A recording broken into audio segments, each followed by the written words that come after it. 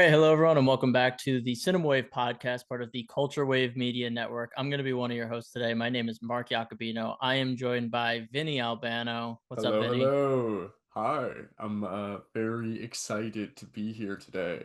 Oh yeah. We are back on Zoom because the studio went from having snow issues to now having a skunk infestation. So we're gonna do Zoom one more time for you guys. We are talking about Jujutsu Kaisen season 3, episode 8 or 9. I already forget, but we are talking about the Itadori and Higuruma fight. This one was teased last week.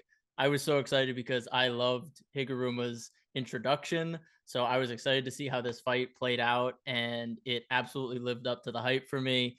We didn't just get amazing animation cuts, we also got some very deep character work with both Higuruma and Itadori, which I was actually surprised by. I kind of thought we were just going to stay with the Higuruma lens, but we actually get a really great look at Itadori's consciousness and what he's still dealing with the fallout of Shibuya. So I loved this episode. I thought the music was fantastic. And yeah, Vinny, how did you feel being a manga reader? Oh yeah, so they really adapted this part of the story in such an excellent way. This was an incredible episode. I mean, through and through. My big talking point is to the animation and how beautiful it really is here because the action is insane. I mean, again, Jujutsu Kaisen is bringing movie level animation to these fight scenes. The character acting on these characters' faces, the animation with the choreography, everything is butter smooth and it's animated on ones at times where it's using all 24 frames per second, which Mm. is incredibly impressive. On top of having beautiful direction and beautiful color theory. They're just splashing these colors in the scene, which I guess would be more so cinematography because they're using this consciously, right? It's a part of the environment that these lights are there, and it's just all so smart. It all ties together so well, and the animation is so snappy and so cool. Seriously, honestly, in my opinion, I think this is one of the best fights we've gotten in Jujutsu Kaisen, and it's incredibly fun to watch. Totally agree. I think it's important for fights to balance the emotions and the action and animation. And I think this is one of those fights in JJK that has it all. Oh And yeah. I love that you brought up the colors because, again, they're using this red, and this time it's more of like a green. And I think that's very interesting because JJK typically leans to like a blue versus red representation of cursed energy, but this time Hmm. we have a green light on Higuruma, which I definitely want to get into with you with maybe what they were thinking when they went with that color scheme. But yeah, there's a big emphasis on the lighting almost feeling like a performance that Hmm. Yuji and Higuruma are in this playhouse and they're kind of moving from the stage to the crowd, and that's probably something else you can kind of dissect because a big part of this fight is the domain that Higuruma sets up, and it is this courtroom essentially. And Yuji is on trial for his past offenses. The first one is very, funny. It's like you snuck into a place and you were gambling, you were underage. How do you Hmm. plead? And you're like, okay, this is kind of fun, interesting. And then the fight kind of turns up and you're like, oh, okay, cool. But then it shifts tonally, Hmm. and the next accusation is that he caused a mass murder in Shibuya, and this has been Itadori's ghost for so long. He's still reeling from that event. He still feels responsible for what happened, even though Sukuna was in control of his body. And I absolutely love that sequence of him hearing that and not even hesitating and just going, yes, I did it. I killed those people. And it takes Higuruma completely by surprise. He's like, because he knows the truth, like he has the evidence. And the way that it ramps up with the perverted version of Lady Justice being like guilty, the blood coming out of her eyes, and the whole episode just like turning on its head. Higuruma gets Mm, this like holy sword. It literally has a cross on it and it kills people. It's literally like divine, like justice, someone yeah. striking someone down. And it's like, what the hell? The music comes in. That part blew me away. I'm sorry, I just like threw like 30 different pieces of this episode at you. But yeah, I guess I want to hear your kind of thoughts about the trial and how it kind of changes throughout the episode.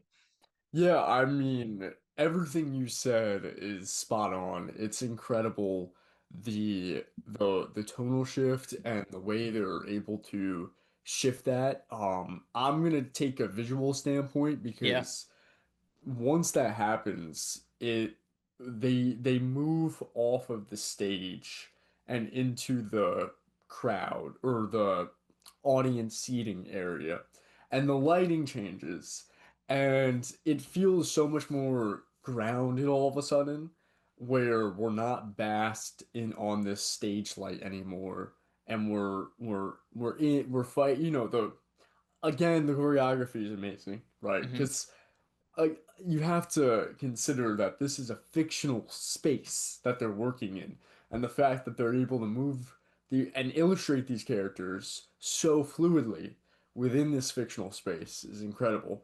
But tangent aside, it becomes so much more grounded from a visual perspective too, and I think that plays into the feeling that you're talking about.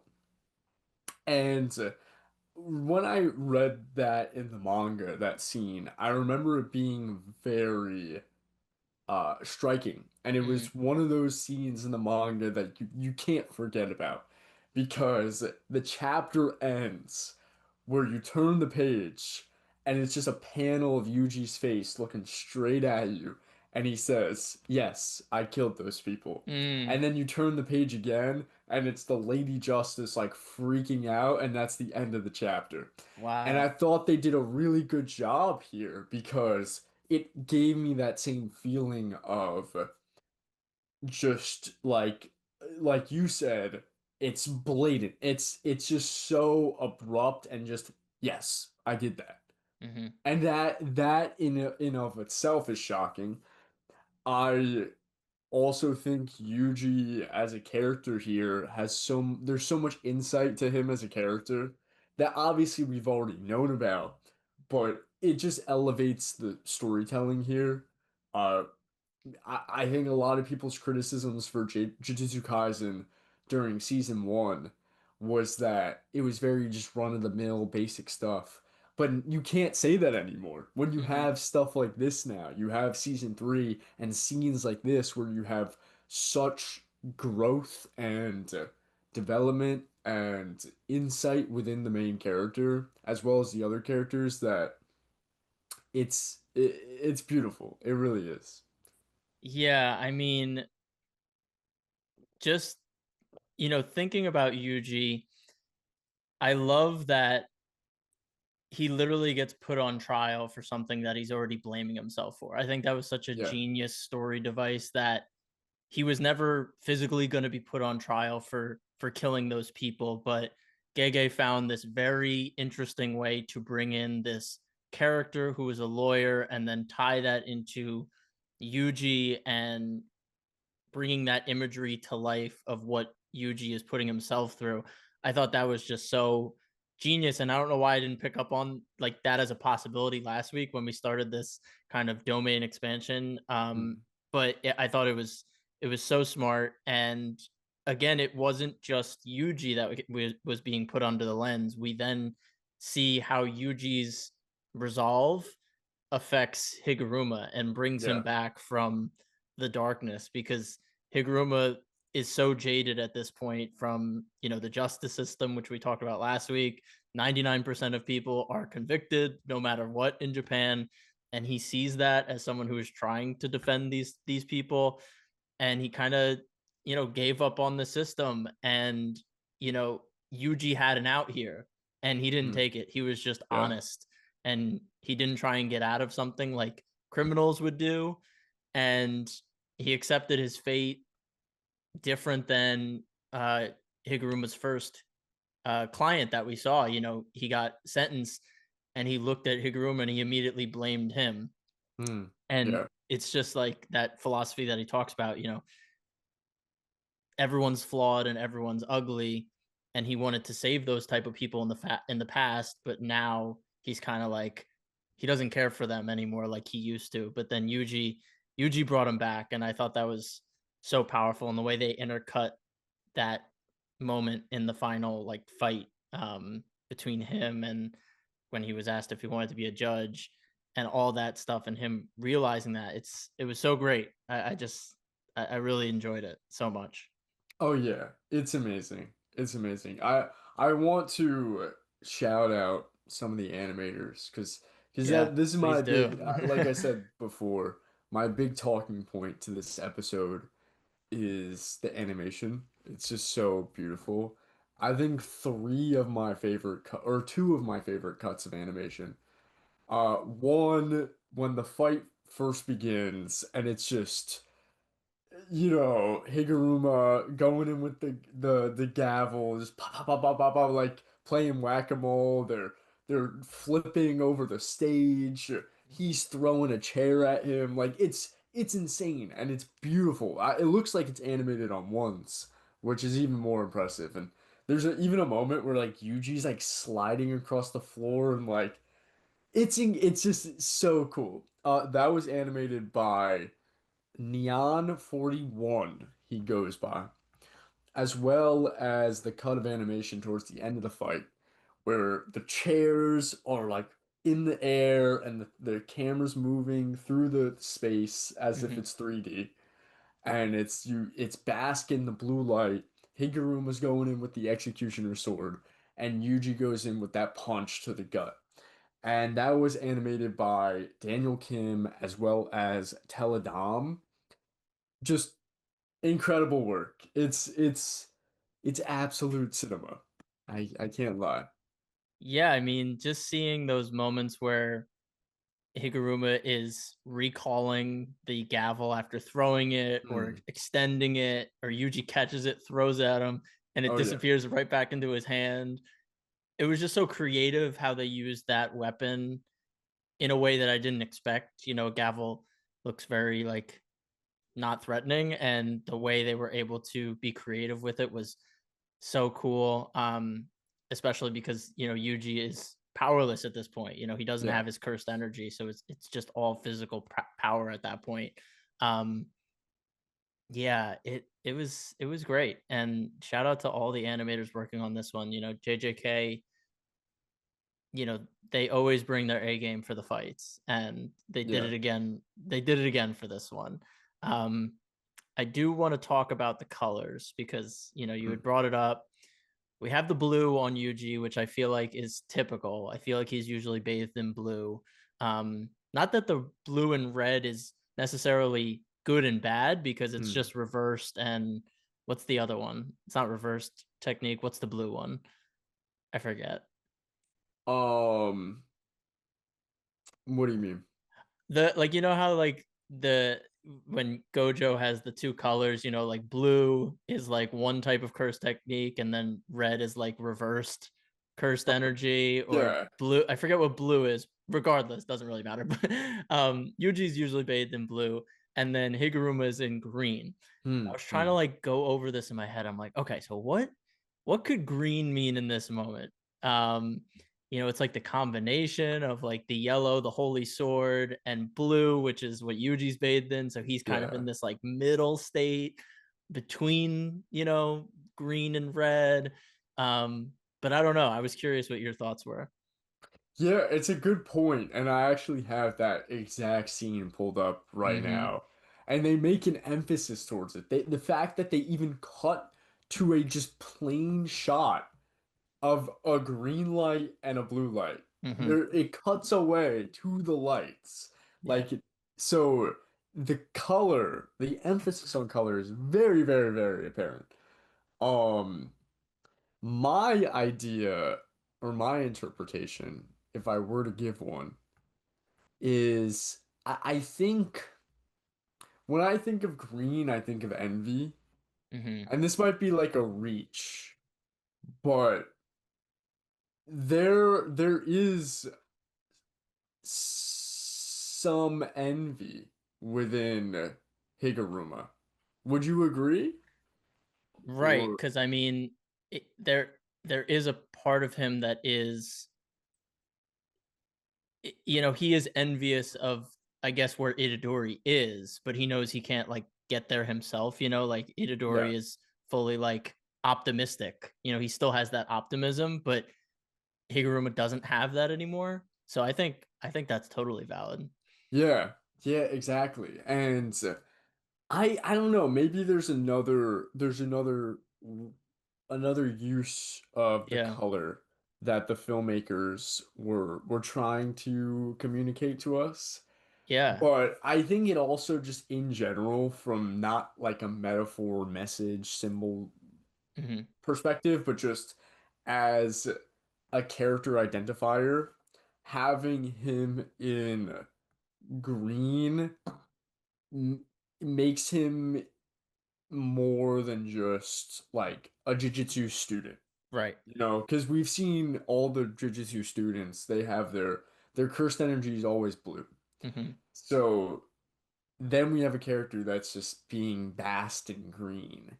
And that is just, I think it just makes him more unique, is that Right. he's not entirely, like you said, he's not entirely on the opposite side of the color wheel at red, but he's somewhere else on that color wheel. And He's like a wild card. yeah, And his tie is green, which I just realized mm, too. So there's a lot of green with his color, yeah, with his character. I appreciate when color is a specific choice. It's very much like Breaking Bad. Like they always have those like analysis of Walter's shirt colors. Like whenever oh his shirt yeah, is like dark red, like he's fully like anger and rage filled, and then green is like envy or greed, like you said. Um, yeah, so I really love this. I love the emotion we get from Higuruma, that moment where he's finally like he breaks pretty much when he gets the sword and Yuji's standing in front of him. He's like, you're staring into, darkness and you're trying to shine a light on it, but all you'll get is nothingness back. And it's just that was so powerful. And I'm just impressed with how good of a character they built in only 2 episodes.